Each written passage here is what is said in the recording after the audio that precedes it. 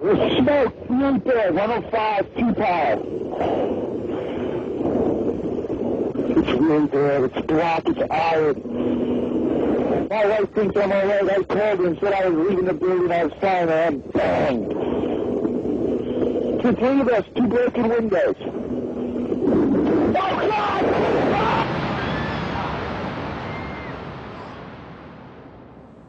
It is the unprecedented nature of this challenge that also gives rise to your second obligation, an obligation which I share, and that is our obligation to inform and alert the American people, to make certain that they possess all the facts that they need and understand them as well, the perils, the prospects, the purposes of our program, and the choices that we face, not primarily to amuse and entertain, not to emphasize the trivial and the sentimental, not to simply give the public what it wants, but to inform, to arouse, to reflect, to state our dangers and our opportunities, to indicate our crises and our choices, to lead, mold, educate, and sometimes even anger public opinion.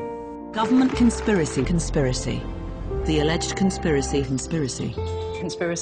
Conspiracy talk shows and websites. Conspiracy theories. Conspiracy theories. Conspiracies have become big business. I'm not a conspiracy theorist. I'm a parent looking for the murder of my son. And you have to be a moron to think that 19 Arabs did it. Again, my dogs know better than that. So that's very important. Put yourself in my shoes and think of your child being murdered. And you've never had an investigation. Well, how would you feel if they refused to investigate the murder of your child? The one thing that I beg of all of you, please, do not accept being called a conspiracy theorist. It is an ad hominem attack. Do not accept it. Fight back if somebody tries to call you crazy before you give them any information.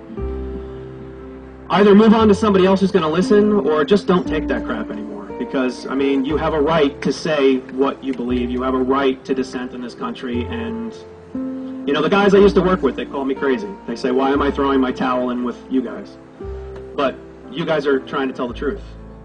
I met Rockefeller through a female attorney I knew, and he's the one who told me 11 months before 9/11 ever happened that there was going to be an event, and out of that event, we were going to invade Afghanistan, we were going to invade Iraq. Look, this whole war on terror is a fraud.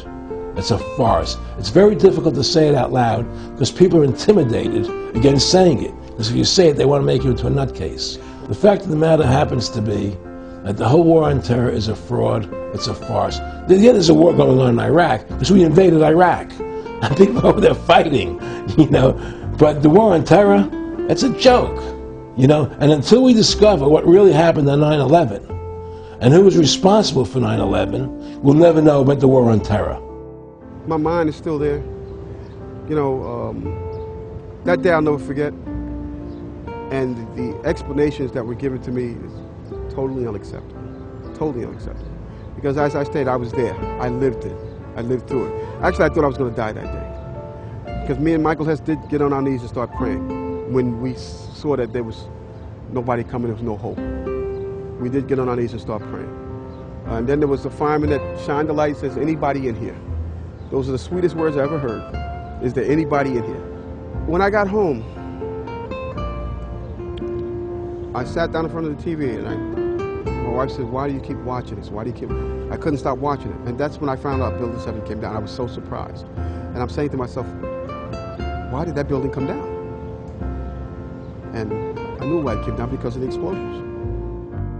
The world is like a ride at an amusement park, and when you choose to go on it, you think it's real, because that's how powerful our minds are. And the ride goes up and down and round and round. It has thrills and chills, and it's very brightly colored, and it's very loud, and it's fun for a while. Some people have been on the ride for a long time, and they begin to question, is this real, or is this just a ride? And other people have remembered, and they come back to us, and they say, hey, don't worry, don't be afraid, ever, because this is just a ride, and we kill those people. Shut him up. We have a lot invested in this ride. Shut him up! Look at my furrows of worry. Look at my big bank account. And my family. This has to be real. It's just a ride. We always kill those good guys who try and tell us that. You ever notice that? And let the demons run amok. But it doesn't matter because it's just a ride. And we can change it anytime we want. It's all in a choice. No effort, no work, no job, no savings of money. A choice right now between fear and love. The eyes of fear want you to put bigger locks on your door, buy guns, close yourself off. The eyes of love instead see all of us as one. Here's what we can do to change the world right now to a better ride. Take all that money we spend on weapons and defense each year and instead spend it feeding, clothing, and educating the poor of the world, which it would many times over, not one human being excluded, and we can explore space together, both inner and outer, forever in peace.